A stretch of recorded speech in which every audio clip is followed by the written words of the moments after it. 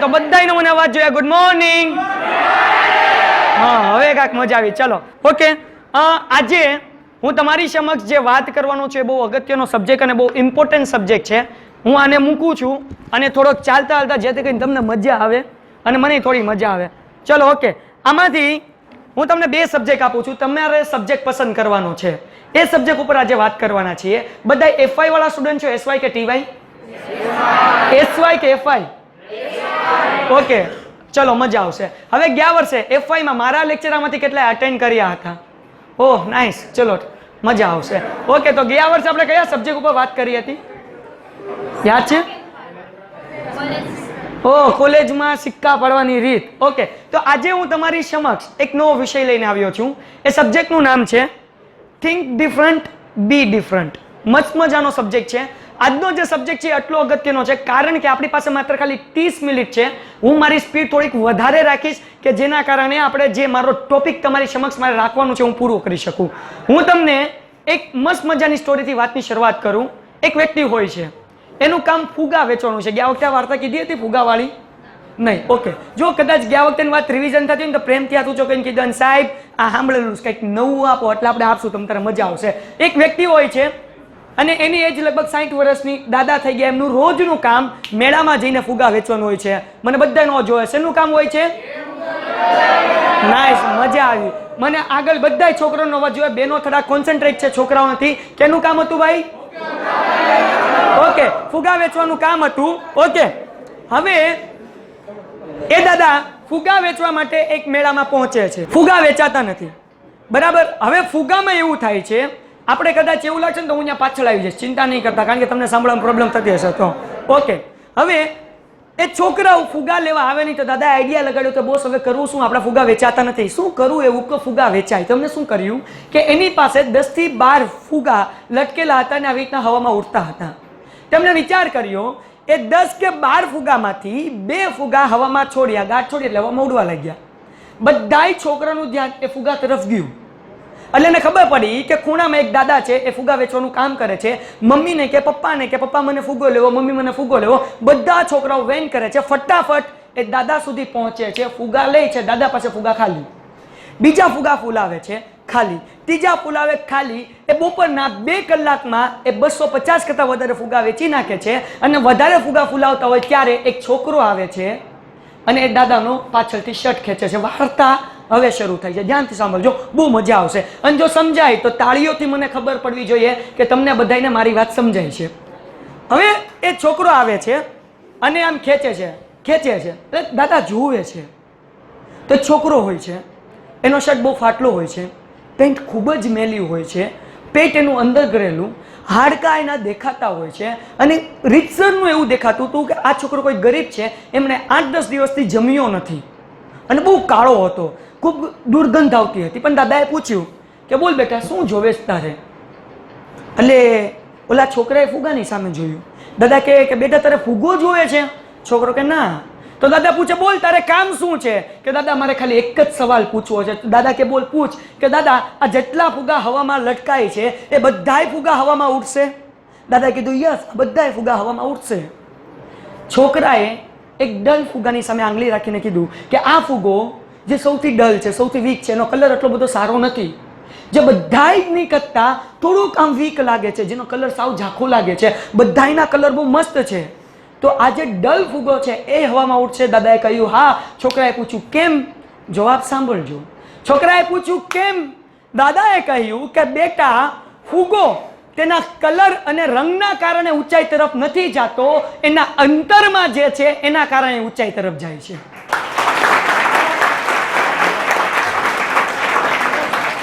ફુગો એના રંગ કે કલરના કારણે ઊંચાઈ તરફ મને બધા નો જોયે જાય છે કે નથી જાતો, પણ એના અંતરમાં જે છે એના કારણે ઊંચાઈ તરફ જાય છે. મિત્રો હું બહુ મસ્ત મજાની વાત કહું છું. હાર્વર્ડ યુનિવર્સિટીએ 22 વર્ષ રિસર્ચ કર્યું. શું રિસર્ચ કર્યું? કે દુનિયાના સફળ 150 વ્યક્તિઓને ભેગા કર્યા જે દુનિયામાં સૌથી સફળમાં સફળ વ્યક્તિ હતી, જેમાં ડોક્ટર, એન્જિનિયર, સાયન્ટિસ્ટ બધાને પકડ્યા અને 22 વર્ષ પછી રિસર્ચ કરીને એમણે એવું કહ્યું કે તમે જે નોલેજ હાસિલ કરો છો, જે ભણો છો, એ એજ્યુકેશન સફળતામાં માત્ર 15%, ઓનલી 15% ભાગ ભજવે છે 85% માણસની સફળતામાં ભાગ ભજવે છે એ છે એના વિચાર, પોઈન્ટ ઓફ વ્યૂ. તમને મિત્રો હું એક મસ્ત મજાની વાત કરું. આજે તમે એસવાય વાળા વિદ્યાર્થી મારી સામે બેઠા છે. એસવાય નો એક રાજકોટમાં બેઠેલો વિદ્યાર્થી એનું લેવલ અલગ છે.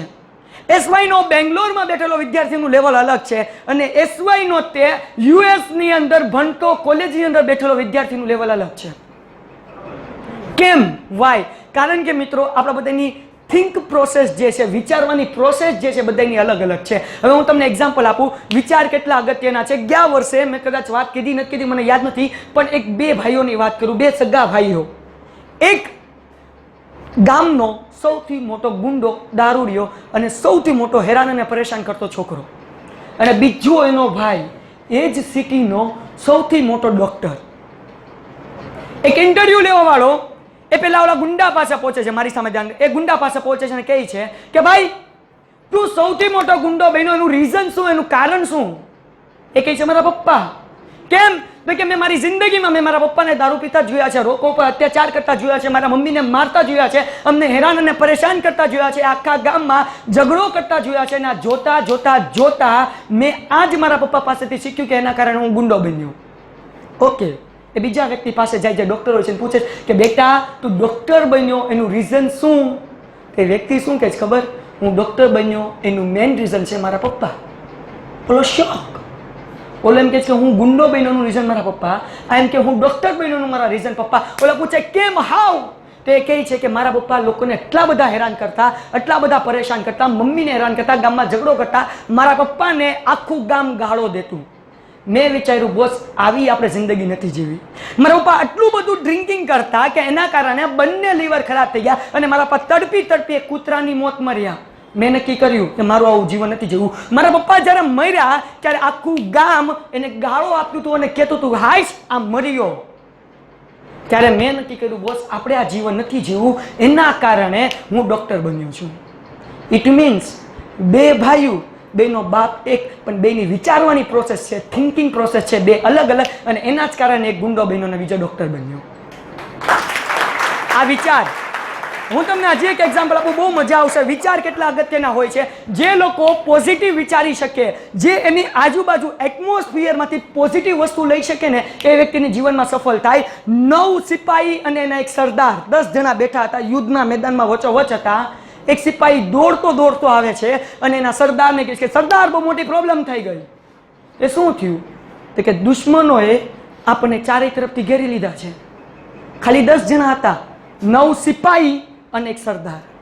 સરદાર બહાર આવીને જોવે છે 500 જણા એને ચારે તરફથી ઘેરી લીધા છે. 10 જણા, 9 સિપાહી હતાશ થઈ ગયા, ટેન્શનમાં આવી ગયા, ચિંતામાં પડી ગયા અને પોતાની જીવનનો છેલ્લો સમય છે એવું વિચારવા મળ્યા.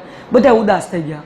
ક્યાં સરદાર બોલ્યા તાળી પાડીને, બહુ સારું કર્યું. બધા શોક. કેમ સરદાર તમે એમ કહો બહુ સારું કર્યું? 500 જણાએ આજુબાજુથી ઘેરી લીધા, આ 9 જણા, એક સરદાર, 10 જણા, 12 છે 500 જણા, બધા હતાશ થઈ ગયેલા. અને સરદાર કહે છે બહુ સારું કર્યું, બહુ સારું કર્યું કે દુશ્મને ચારે તરફથી ઘેરી લીધા ને 500 લોકો છે. ઓલા લોકો કે કેમ સારું કર્યું? તો સરદારનો વિચાર જો. સરદાર એમ કહે છે કે દુશ્મને આપણને ચારેય તરફથી ઘેરી લીધા છે, હવે આપણે બહાર નીકળીને આંખો બંધ કરીને ખાલી ગોળીઓ ગમે ત્યાં ચડાવશું ને તો સામેવાળા દુશ્મને લાગશે ને લાગશે. સાહેબ વિચાર કરો, એમને શું કીધું કે બહાર નીકળીને તમે ગમે ત્યાં ગોળી બાર કરો, આપણો એક પણ વાર ખાલી ન જવાનું, કારણ કે ચારેય તરફથી ઘેરી લીધા છે અને દુશ્મન એટલા બધા છે. અને એ વિચારના કારણે આ 10 જણા હતા, એમાંથી માત્ર એક જ જણાને ગોળી વાગી, 9 જણાને કંઈ ન થયું અને સામે 500નું લશ્કર હતું, એમાંથી 50 મળી ગયા, 450 ભાગી ગયા. એક વિચારના કારણે.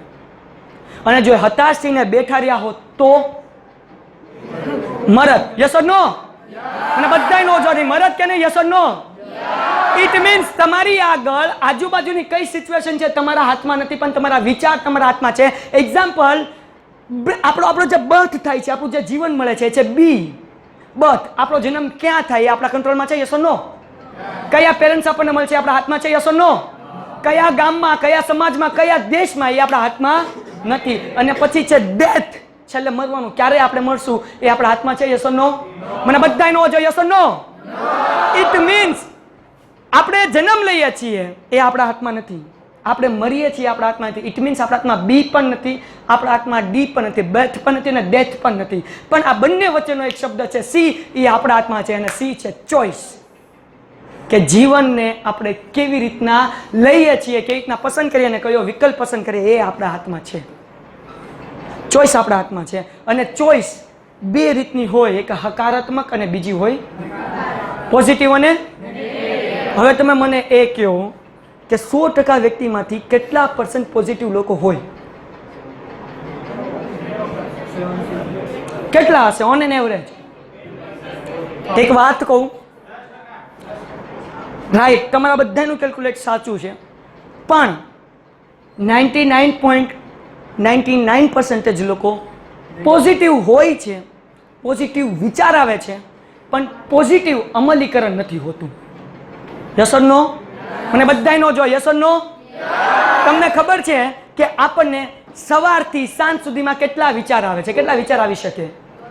આપણા શાસ્ત્રમાં છે, ભગવદ્ ગીતાની અંદર સેકન્ડનો 30મો ભાગ, અને એ સેકન્ડના 30મા ભાગની અંદર આપણને 1000 વિચાર આવે છે. 1000 વિચાર પાણીની જેમ વહી જાય છે, આપણે એને કેચઅપ નથી કરી શકતા. એક્ઝામ્પલ આપું, ન્યૂટન ઝાડની નીચે બેઠો હતો, સફરજન નીચે પડ્યું, એમને એમ વિચાર્યું કે આ નીચે જ કેમ પડ્યું, પણ આપણે જ ઈ ઝાડની નીચે બેઠા હોત, સફરજન નીચે પડે તો આપણે એમ વિચારત હારું એક જ કેમ પડ્યું, 2-3 પડ્યા હોત તો પેટ ભરાઈ જાત. યસ ઓર નો? પણ કેમ? હવે એમને શું વિચાર તો આપણને બધાને આવે છે, પણ વિચાર, ધ્યાન રાખજો, અલગ વિચારવું ને એ એક કળા છે. થિંક ડિફરન્ટ, એક કળા, એક વિચાર. જો એક એક્ઝામ્પલ આપું હું તમને, હું તમને 2 વ્યક્તિના એવા નામ આપું કે એમણે એક જ સિચ્યુએશનમાં અલગ અલગ વિચાર્યું. 1 મિનિટ, આળું લાગતું નથી, લાગી ગયું. ચલો, 2 અલગ અલગ વ્યક્તિ. એક ગામ હોય છે. હવે જો પોઝિટિવ વિચાર કેટલો અસરકારક ને ઇફેક્ટિવ હોય છે. એક ગામ હોય છે, એ ગામની અંદર 1000 લોકો રહેતા હતા, પણ એ ગામમાં 1 વર્ષની અંદર 300 લોકો મરી ગયા, કોઈ બીમારીના કારણે નહીં. પણ એ ગામમાં, આ 15મી સદીની વાત છે, એક મોટો રાક્ષસ હતો. એ સાંજે 6-7 વાગે ગામમાં આવે, જે લોકો રખડતા હોય એને પકડીને લઈને વિયા જાય અને ખાઈ જાય, મારી નાખે, એ જે કરવું એ કરે, XYZ પણ એને મારી નાખે. હવે મજાની વાત છે, પાછળના 2 ભાઈઓને મને બરાબર જોઈએ છે રિસ્પોન્સ બંનેનો. હવે જુઓ, અહીંયા ધ્યાનથી સાંભળજો. આ રાક્ષસ છે, એ લોકોને ઉપાડીને લઈ જાય. એ ગામમાં વેકેશન કરવા માટે એક 8 વર્ષનો છોકરો ડ્રેવિટ કરીને આવે છે. એને એના મામા કહે છે કે બેટા, તારે આખો દિવસ જે વાડીમાં રખડવું એ વાડીમાં રખડજે, આખા ગામમાં તને જ્યાં ફરવાનું મન થાય ત્યાં ફરવાનું, પણ રાત્રે 7 વાગે અંધારું થાય પહેલા ઘરે પહોંચી જવાનું. એટલે ડ્રેવિડે પૂછ્યું કેમ? તો કે આ ગામમાં એક રાક્ષસ આવે છે, અને રાક્ષસ જે ગામમાં રખડતો એ વ્યક્તિને લઈને વિયો જાય છે. 1 વર્ષની અંદર 300 જણાની મોત એ રાક્ષસના કારણે થઈ છે. ધ્યાનથી સાંભળજો. એટલે ડ્રેવિડ કે ઓકે, 7 વાગે છે, 8 વાગે છે, ડ્રેવિડ ઘરના બારીની બહાર એ રાક્ષસને જોવા માટે વેઇટ કરે છે. રાક્ષસને જોવા બહુ મોટો અને વિશાળ હોય છે. તો એ એના મામાને પૂછે છે કે મામા, આપણે આ રાક્ષસને મારી નાખીએ તો? શું કહે છે? મારી નાખીએ તો? એના મામા કહે છે કે આ રાક્ષસને આપણે ન મારી શકીએ, કારણ કે આ રાક્ષસ બહુ વિશાળ છે. શું એના મામા કહે? ધ્યાનથી સાંભળજો, અને પછી ડ્રેવિડ શું કહે સાંભળજો. બેયના વિચારોની કમ્પેરિઝન કરજો. એના મામા કહે છે કે આ રાક્ષસ આટલો વિશાળ છે કે આપણે એને મારી ન શકીએ. અને આ શું કહે છે કે મામા, આ રાક્ષસ આટલો વિશાળ છે કે આપણે જ્યાં પણ એટેક કરશું એકે વાર આપણો ખાલી નહીં જાય, કારણ કે એ આટલો વિશાળ છે તો આપણો ઘા એને વાગશે. એને મામાને એનો વિચાર ગમ્યો. બીજા દિવસે સરપંચને વાત કરી, આખા ગામને વાત કરી, બધાએ મળીને એક પ્લાન બનાવ્યો કે લાકડા જંગલમાંથી ભેગા કર્યા, એની ઉપર કપડું વીટ્યું, કપડાને કેરોસીનની અંદર ડુબાવ્યું અને આગ રેડી રાખી. જેવો રાક્ષસ આવ્યો રાત્રે 8 વાગે, આખા ગામના લોકોએ કપડું લાકડું એના ઉપર વીટેલું હતું, સળગાવીને રાક્ષસ ઉપર ઘા કર્યું. આખા ગામે જ્યારે અટેક કર્યો ત્યારે એ કેરોસીન વાળું હતું. એ કેરોસીન રાક્ષસના શરીર ઉપર લાગ્યું અને એ રાક્ષસ 2 કલાકની અંદર બળીને નૈયા ભસ્મ થઈ ગયો. રાક્ષસ એ જ હતો, ગામવાળા એ જ હતા. પહેલા 300 મરી ગયા, હવે રાક્ષસ મળી ગયો. કેમ? તો કે પહેલા વિચાર હતો કે રાક્ષસ વિશાળ છે ને મારી ન શકીએ. હવે વિચાર હતો કે રાક્ષસ વિશાળ છે, આપણે અટેક કરશું એને મારી શકશું. તો એક 8 વર્ષના છોકરાના વિચારના કારણે એક ગામમાં ક્રાંતિ આવીને રાક્ષસથી મુક્તિ મળી. આ વિચારનો ફરક. આ છે વિચાર. હું તમને એક વ્યક્તિનું નામ આપું. તમે SY ના વિદ્યાર્થી છો. You are a mature. હવે તમે તમારું કેવી રીતના કેરિયર બને એ વિચાર કરતા હશો. તમે ફ્યુચરમાં શું કરશો, ક્યાં જોબ કરશો, કયો બિઝનેસ કરશો, એ ઓરિએન્ટેડ તમે ઘણું બધું ક્યાં સર્ચ કરતા હશો. તો હું તમને એક વ્યક્તિનું નામ આપું જેનું નામ છે, કેટલાય નામ સાંભળ્યું છે, ઇલોન મસ્કનું નામ સાંભળ્યું છે. શું કરે છે, શું કર્યું, ક્યાં રહેતો, કોઈને ખબર છે? જો થિંક ડિફરન્ટ. વિચાર તો આપણે આગળ બધા આગળ હોય છે, પણ ડિફરન્ટ વિચારવું એ સૌથી અલગ વસ્તુ છે. અલગ વિચારવાની ક્ષમતા બધા આગળ નથી હોતી. હું તમને એક્ઝામ્પલ આપું બહુ મસ્ત મજાનું. આ ઇલોન મસ્ક 8 વર્ષની ઉંમરનો હતો. એને રીડિંગનો આટલો બધો શોખ લાગ્યો કે ઓલવેઝ એના હાથમાં બુક હોય. 1985 ની વાત છે. એના પપ્પા એના ઘરે કોમ્પ્યુટર લાવે છે. એની સાથે એક બુક આવે છે. બુકનું નામ હોય છે હાઉ ટુ પ્રોગ્રામ. શું નામ હોય છે? મને બધાય નવા જોઈએ. શું નામ હોય છે? એટલે કે કોમ્પ્યુટર કેવી રીતના હેન્ડલ કરવું ને એમાં પ્રોગ્રામ કેવી રીતના બનાવવા. સામાન્ય રીતે એ બુક વાંચતા 6 મહિના થાય, કારણ કે 850 પેજની બુક હતી.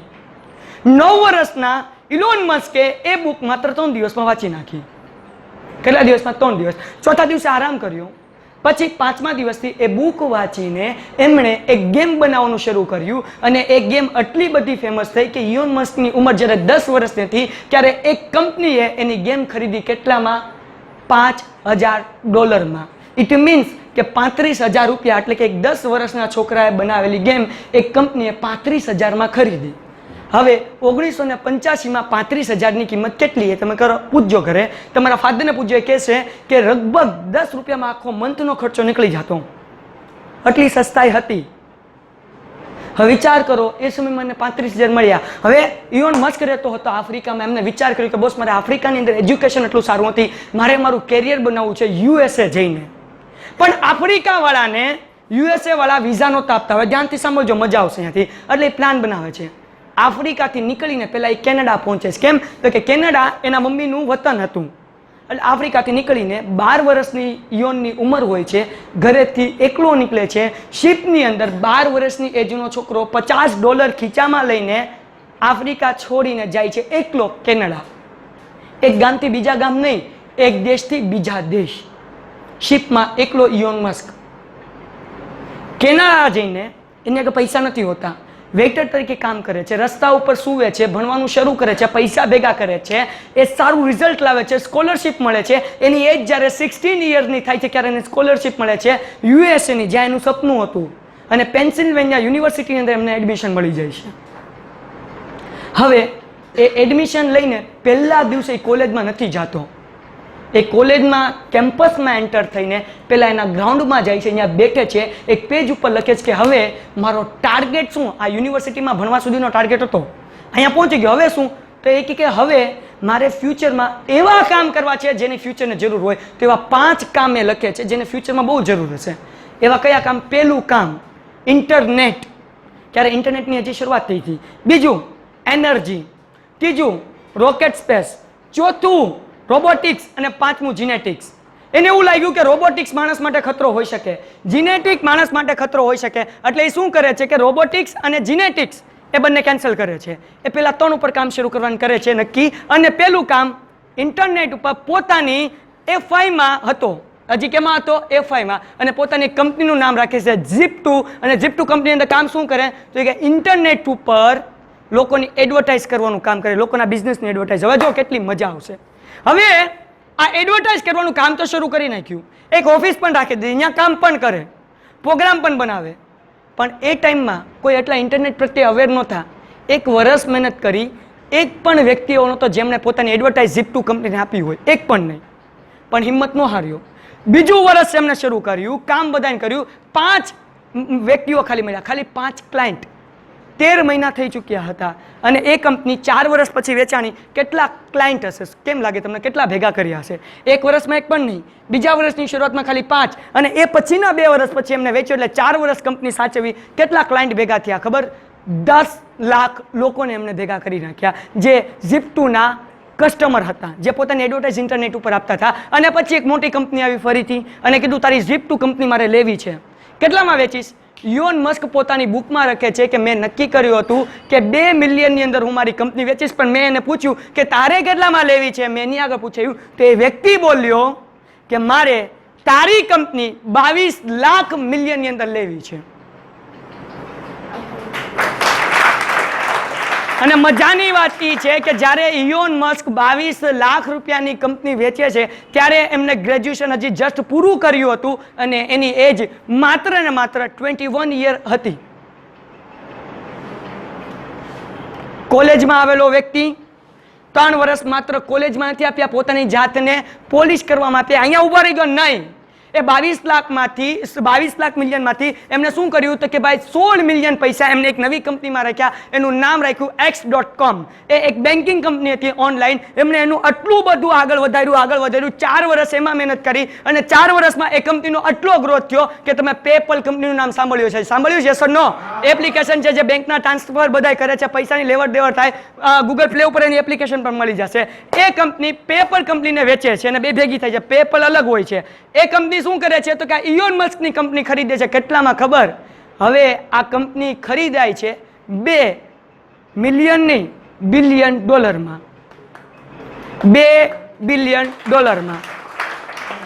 2 બિલિયન ડોલર એટલે ઇન્ડિયન કેટલા રૂપીસ થાય તમે કેલ્ક્યુલેટ કરી લેજો. 1 મિલિયન એટલે હું તમને કહું 1 મિલિયન એટલે 10 લાખ, બરાબર. 1 બિલિયન એટલે 100 લાખ. હવે આ 2 મિલિયન એટલે કે 200 લાખ, બરાબર. અને ઈ તે રૂપિયા નહીં, ડોલર. તમે વિચાર કરો ક્યાં પહોંચ્યો ઇલોન મસ્ક. અને એની એજ કેટલી હતી ખબર? મજાની વાત, હજી એ 25 વર્ષનો જ હતો જ્યારે એમણે આટલું મોટું ટ્રાન્ઝેક્શન કર્યું. હવે આગળ વાત કરું. હવે તો કે હવે આપણે છે ને રોકેટ સાયન્સ તરફ આગળ વધવું છે. ઇલોન મસ્કે કરેલું હતું ઇકોનોમિક્સ અને બીજું કરેલું હતું ફિઝિક્સ. એને રોકેટ સાયન્સની કંઈ ખબર નહોતી.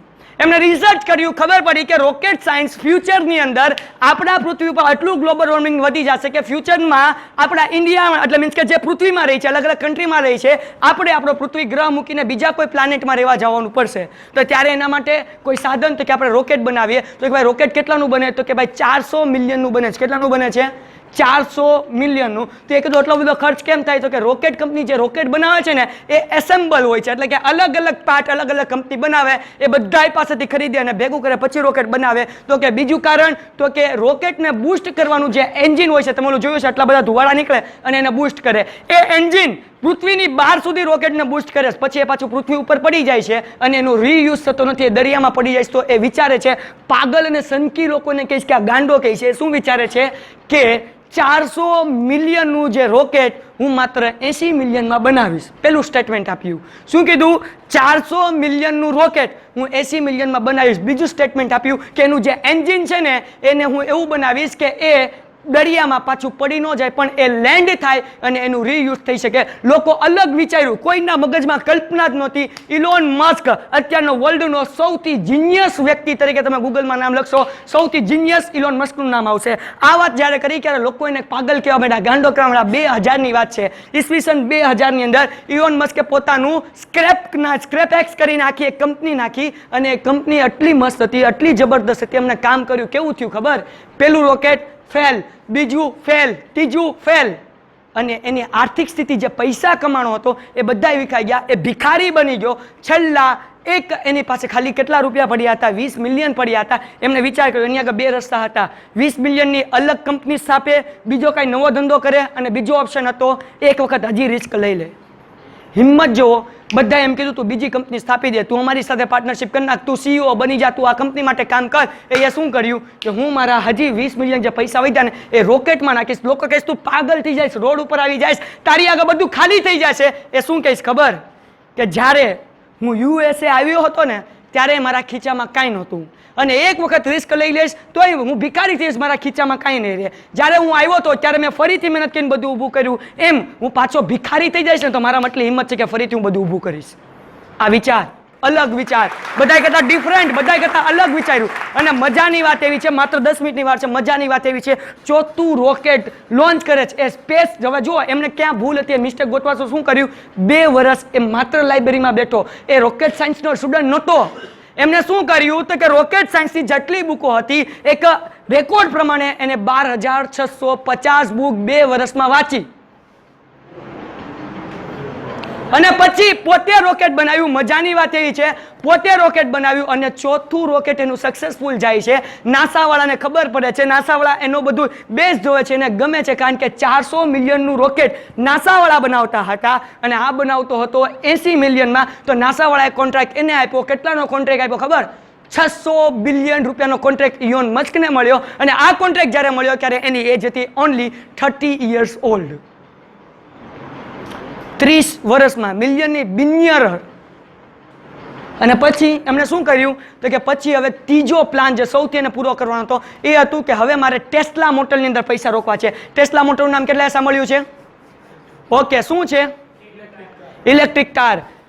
હવે જો તમને કહું, ઇફેક્ટ જોવો ઇલોન મસ્કની. ઇલોન મસ્કે પોતાના એક લેક્ચરમાં કહ્યું હતું કે હું ટેસ્લા મોટરને આટલી જબરદસ્ત બનાવીશ કે લોકો 10 વર્ષ પછી પેટ્રોલ અને ડીઝલથી ચાલતી કાર નહીં ચલાવે, ઇલેક્ટ્રિક કાર ચલાવશે.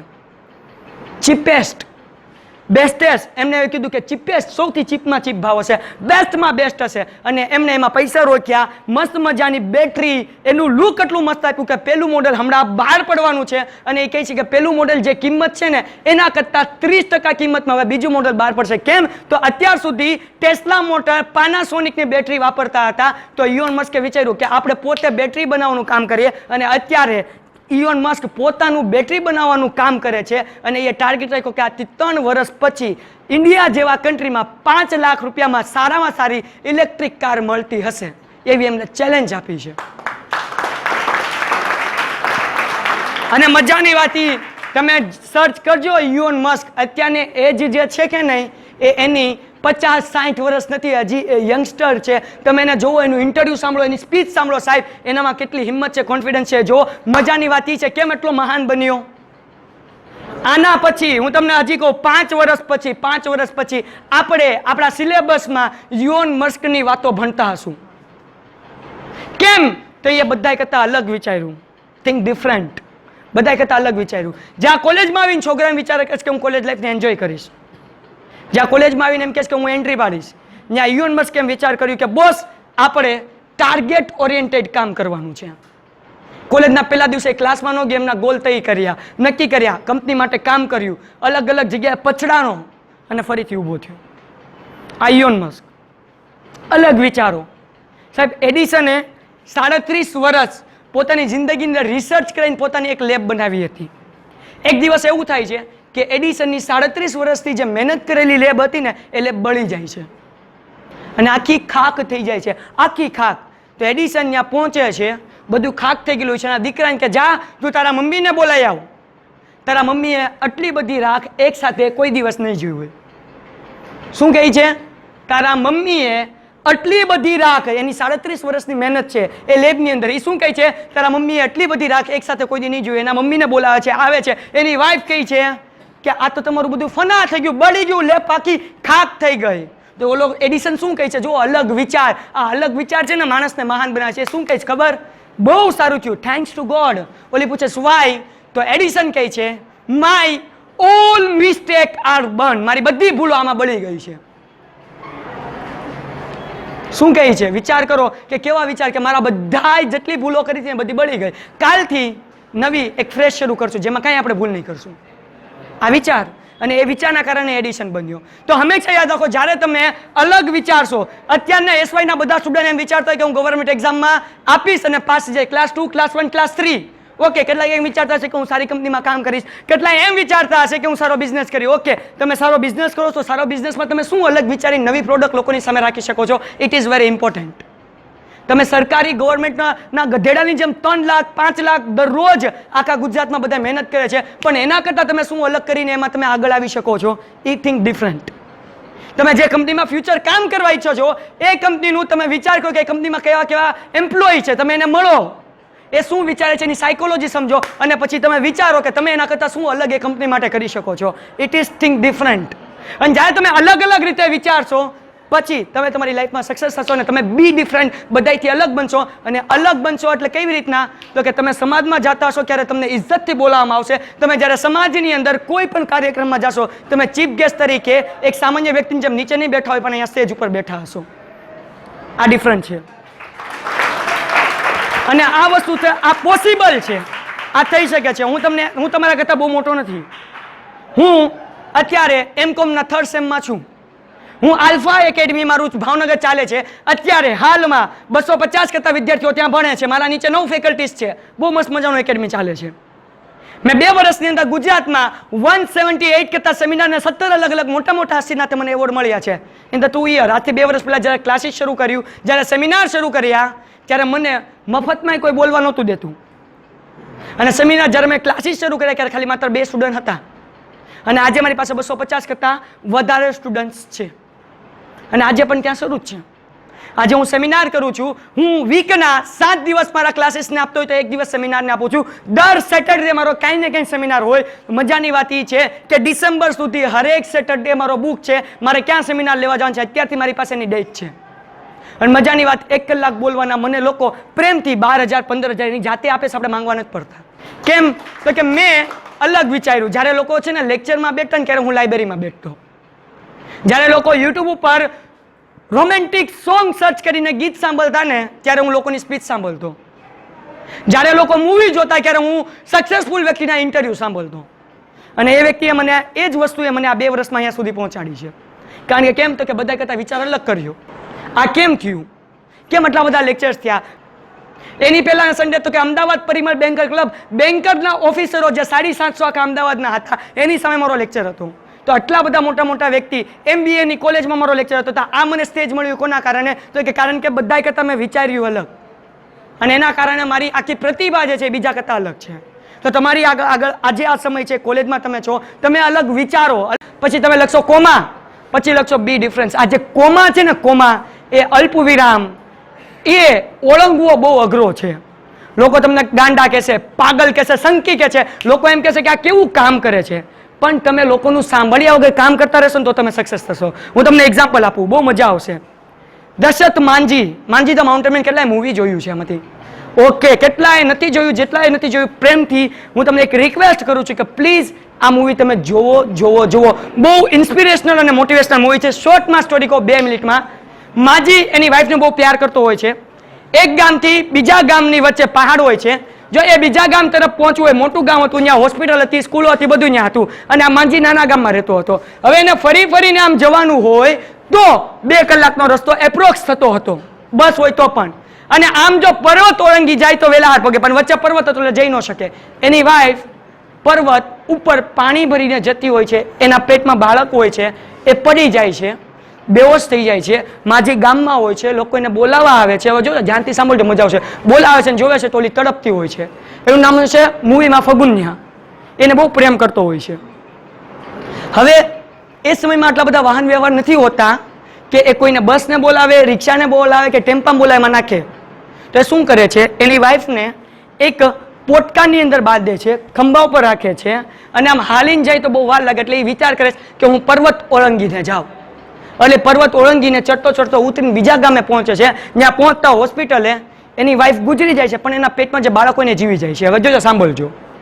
માજીનો મગજ જીવો જાય છે, હર્ટ ફીલ થાય છે. અને એ કહે છે કે આ પર્વત ન હોત ને, ડોક્ટરે એમ કીધું કે જો કદાચ 10-15 મિનિટ વહેલા આવી ગયો હોત ને તો તારી વાઈફ જીવી જાત. તો એ શું કહે છે કે આ પર્વત ન હોત ને, ધ્યાનથી સાંભળજો, આ પર્વત ન હોત ને તો મારી વાઈફ આજે જીવતી હોત. તો પછી શું નક્કી કરે છે, इस पर्वत को जब तक तोड़ेगा नहीं तब तक छोड़ेगा नहीं. શું કહે છે? जब तक तोड़ेगा नहीं तब तक, મને બધાયનો અવાજ જોયા, जब तक तब तक. એ નક્કી કરે છે. એની વાઈફ મરી જાય છે, સાંજે ઘરે આવે છે. ઘરે આવીને શું કરે છે તો કે પર્વતની સામે જાય છે, પર્વતમાંથી નીચેથી પાણા ઉપાડે છે. તમને ખબર, પથ્થર ભટકાય તો શું થાય?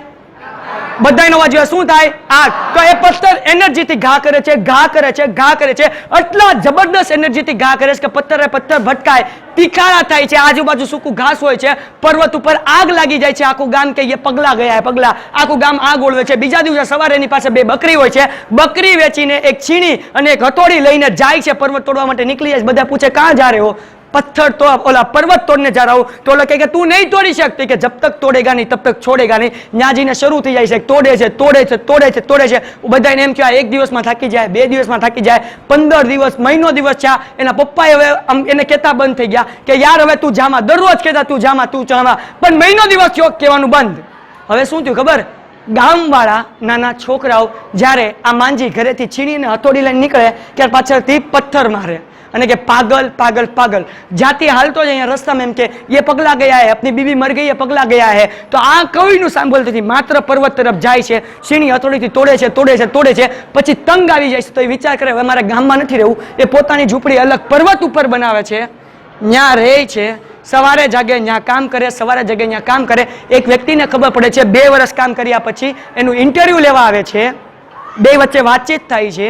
ઓલો જે ઇન્ટરવ્યુ લેવા વાળો હોય ને વચ્ચે એમ બોલે છે, हम तो नेता के दल्ले बन चुके हैं, जो वो कहते हैं वो हमें लिखना पड़ता है, वरना हमारी जॉब चली जाएगी, हमारी नौकरी चली जाएगी. तो પછી માજી કહે છે કે તું તારા પોતાનું ન્યૂઝપેપર ખોલી નાખ, તું તારા પોતાની પ્રોડક્શન કર. તો ઓલો શું કહે છે ખબર? इतना आसान है का? સમજાય તો તાળીઓ જોવે. ઓલો શું કહે છે? इतना आसान है का? તો માંજી કહે છે पहाड़ तोड़े जितना मुश्किल है का? શું કહે છે? ઓલો કહે કે इतना आसान है का? માંજી કહે કે પહાડ તોડે जितना मुश्किल है का? ઓલાનું આમ રૂવાડા ઉભા થઈ જાય છે, આમ મગજ આખું ચક્રી ખાઈ જાય છે. ત્યાંથી ઉભો થઈને જાય છે, 15 દિવસ પછી પાછો આવે છે અને કહે છે લો માજી એ હમારા ન્યૂઝપેપર, અને પહેલા જ ફ્રન્ટ પેજ ઉપર માજીનું ફોટો અને એનું ઇન્ટરવ્યુ જે લેવાયો હતો એ છાપેલું હતું, અને એ છાપવું પોતાનું છાપીને આવે છે. આટલો ઇન્સ્પિરેબલ વ્યક્તિ પહાડ તોડતો હોય છે, ગામમાં દુષ્કાળ પડે છે, આખું ગામ હિજરત કરીને બીજા ગામમાં જાય છે. ત્યારે બધા એને કહે તું ભી હમારે સાથ ચલ, યહાં અકેલા રહેગા તો મર जाएगा. बोलो कि मुझे कुछ नहीं होगा. આખું ગામ વ્યુ જાય, એના બાપા વ્યા જાય, એના બાપાને એના છોકરાને મોકલી દે. આખા ગામમાં માજી એકલો, દુષ્કાળ પડેલો, લીલું એક ઝાડ નહીં, પાણીનો કૂવો કે ભરેલો નહીં. એ પર્વત તોડે તોડે તોડે, બપોરના માથા ઉપર સૂર્ય હોય તે શું કરે ખબર? કૂવાની અંદર જઈને આરામ કરે. કૂવા નીચે ઉતરે, ભીનું હોય ત્યાં આરામ કરે. આજુબાજુમાં લીલું ઘાસ હોય, કૂવાનું એ લીલું મોઢેથી ઘાસ ખાય. પાણી ડોળું હોય, એ ખોબો ભરીને ડોળું પાણી પીવે. 1 વર્ષ એમણે કર્યું, પર્વત તોડ્યું કૂવામાં રહેવાનું, પર્વત તોડ્યું કૂવામાં રહેવાનું. મજાની વાત, 1 વર્ષ પછી એ કૂવાનું પાણી સુકાઈ ગયું, લીલા ઓલાય ખાલી થઈ ગયા. અને પછી અહીંયા મારી સામે ધ્યાન, તો પછી શું થયું? હવે એક દિવસ અચાનક એવું આવે છે કે જે ભીની માટી હોય છે ને, ભીની માટી, માજી એને ચાટે છે, કારણ કે ખાવા ને પીવા માટે હવે કાંઈ નથી. આ અલ્પ વિરામ, મુસીબત, પ્રોબ્લેમ્સ આવ્યું. અને પછી આવી રીતના જીવન વિતાવતું હોય છે. એક દિવસ એવો આવે છે, માજી કામ કરતો હોય છે, પર્વત તોડતો હોય છે, એમાંથી એક સાપ નીકળે છે. સાપ માજીના અંગૂઠા ઉપર ડંખી જાય છે. ગામમાં કોઈ નહીં, ન તો ડોક્ટર ન કોઈ વ્યક્તિ. હવે એ વ્યક્તિ શું કરે છે? ન તો પાણી, છીણી લે છે, પોતાના અંગૂઠા ઉપર રાખે છે, હથોડીથી મારે છે, પોતાનો અંગૂઠો કાપી નાખે છે. આ માજી બેહોશ પડી જાય છે. બીજા દિવસે સવારે વરસાદ આવે છે, હોશ આવે છે. 15 દિવસ થાય છે, હિજરત કરીને બીજા ગામમાં ગયેલા ગામના લોકો પાછા આવે છે. બધાને એમ કે આ માજી મરી ગયો છે, કારણ કે 2 વર્ષ સુધી કઈ ખાવા પીવાનું હતું જ નહીં. પણ માજીનો સંકલ્પ હતો ગમે એમ કરીને આ પર્વત તોડું, જબ તક તોડેગા નહીં તબ તક છોડેગા નહીં. 2 વર્ષ પછી જ્યારે લોકો પાછા આવે છે, એમ વિચાર આ તો મરી ગયો છે. જ્યારે પાછા આવીને જોતો ને ત્યારે માજી પર્વત તોડતો હોય છે, અને 20% પર્વત એમને વચ્ચેથી રસ્તો કરી નાખ્યો, 20% પર્વત એકલાય તોડી નાખ્યો. ત્યારે ગામના લોકોને એવું લાગ્યું આ તો કોઈક મહાન આત્મા લાગે છે, આ કોઈક મહાન માણસો લાગે. એ જ લોકો હતા જે પહેલા એમ કહેતો ये पगला गया है, ये पागल हो गया है. એ જ લોકો હવે એમ કહે છે ये महान इंसान है, ये कोई बाबा है. આખું ગામ એની સાથે જોડાય છે, ધીમે ધીમે કામ શરૂ થાય છે, અને એ કામ આગળ વધે છે, અને એકલો વ્યક્તિ આખો પર્વત તોડીને વચ્ચેથી રસ્તો કરી નાખે છે. અને પછી હજી તો વાત હવે તાળીઓ પાડવાની, કારણ કે આ વાત આપણા હૃદયમાં ઉતારવાની છે. આ વાત તમારે જ મારે યાદ રાખવાની. ચલો, ઇન્ટરવ્યુ લેવાવાળો જે પહેલા આવ્યો હતો એ પાછો પર્વત તૂટી ગયો, એટલે પછી આવ્યો ને પછી એમ કીધું तुम कुछ युवान को कुछ कहना चाहोगे, यूथ को कुछ कहना चाहोगे? तो ये શું કહે છે માજી? हम तो अनपढ़ आदमी, हम क्या कहेंगे? नहीं कुछ कहो. तो माजी कही છે एक बात बोलता हूं, ऊपर वाले के भरोसे पर कभी मत बैठो, ऊपर वाले के भरोसे पे कभी मत बैठो. क्या पता ऊपर वाला हमारे भरोसे पर बैठा हो.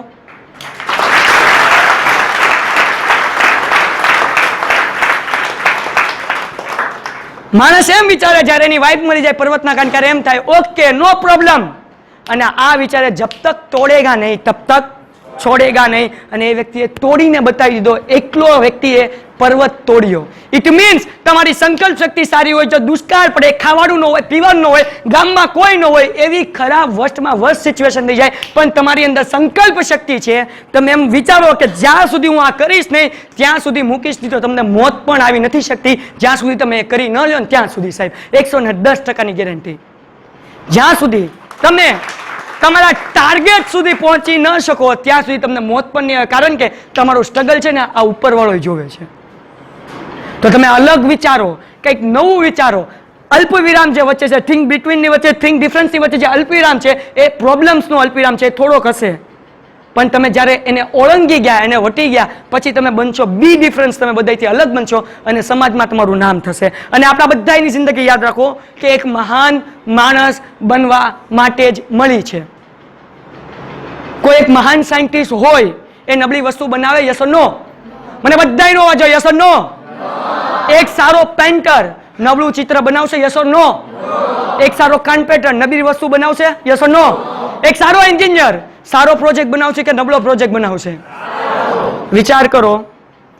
ઉપરવાળો જે સૌથી સારામાં સારો એન્જિનિયર ને સૌથી સારામાં સારો કળાબાજ છે, એમને અલગ અલગ બધી વસ્તુ બનાવી, એકે વસ્તુ બનાવીને ગર્વ નથી કર્યો, માત્ર માણસ બનાવીને ગર્વ કર્યો કે આ માણસને મેં બનાવ્યો છે. તો તમે વિચાર કરો તો આપણને ફુઝુલની અને કચરાની વસ્તુ બનાવી હશે?